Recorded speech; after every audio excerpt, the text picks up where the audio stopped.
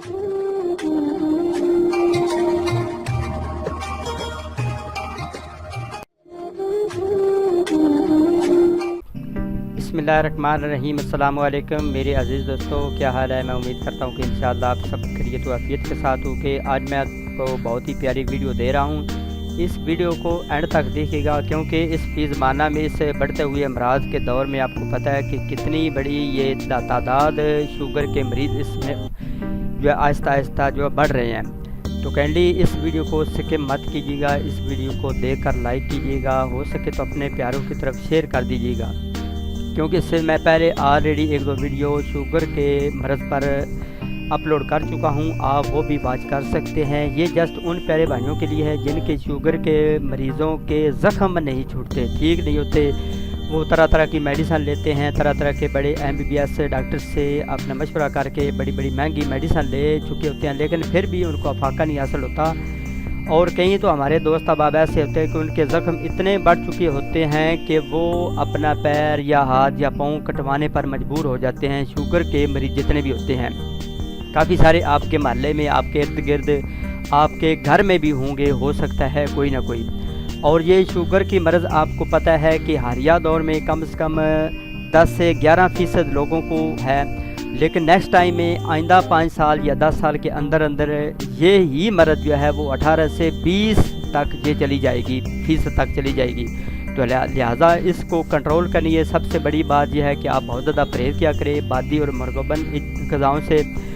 इसके अलावा आपने मीठी चीज़ों से बहुत ज़्यादा परहेज़ करनी है, तो फिर ये शुगर कंट्रोल रहती है। आज आपको पता है कि कितनी हम कोल्ड ड्रिंक से बोतलें पीते हैं, पकौड़े, समोसे, तरह तरह की इस तरह की चीज़ें खाते हैं, फिर हमें शुगर नहीं बल्कि और बहुत सारी अमराज का सामना करना पड़ता है।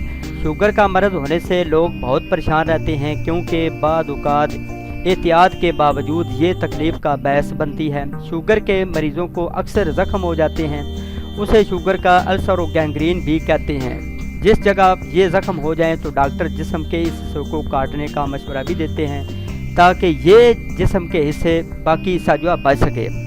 इसके अलावा आपको पता है कि डॉक्टर कईयों को मेडिसिन देते हैं, लेकिन उनके बहुत ज़्यादा ज़ख्म बिगड़ चुके होते हैं। तो इंशाअल्लाह अज़्ज़ा वजल सिर्फ़ और सिर्फ 10 से 15 दिन बाकायदगी से ये इलाज आप करेंगे तो इसका रिज़ल्ट 100% नहीं बल्कि इंशाअल्लाह अल्लाह ताला के फजल व करम से 1000% इसके अच्छे रिज़ल्ट आप देखेंगे।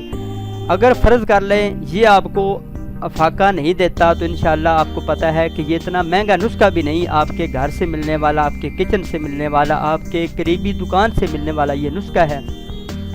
ना तो आपको म्यू अस्पताल से या किसी बड़े स्पेशलिस्ट डॉक्टर से ये लाना पड़ेगा कि लाख रुपए आपने खर्च किया। सिर्फ़ और सिर्फ जस्ट आपने ये सिर्फ 2 चीज़ें लेनी हैं, और जिस जगह पर आपका कोई ज़ख्म है, आपका दोस्त है, आपका कोई माई बाप, कोई भी बहन, अपने रिश्तेदारों में दोस्त है, तो उसको भी आप मशवरा दे सकते हैं, ये उसको नुस्खा दे सकते हैं।